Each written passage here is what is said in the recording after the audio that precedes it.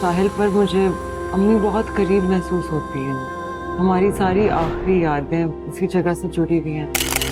सच्चाई को हमेशा एक्सेप्ट करो तो जज्बात में धुंधला मत करो। मुझे ऐसा लगता है कि मैं दुआ को हमेशा से ही जानता हूँ। तुम्हें हक किसने दिया कि तुम बुआ के लिए कोई भी फैसला कर सको?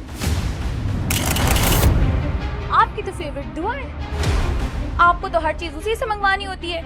कोई ना कोई बात तो जरूर है कि वाजिद दुआ का रिश्ता करने से इनकार कर रहा है। दुआ की बात उसी दिन पक्की हो चुकी थी जिस दिन मैं तुम्हें और दुआ इस घर में लेके आया था। मुझे तो ऐसा लग रहा है जैसे कि मैं अंकल को जानती नहीं हूँ। खौफ आ रहा है मुझे उनसे। दुआ क्या सोच रही है ये तो मैं नहीं जानता, लेकिन मैं बहुत सीरियस।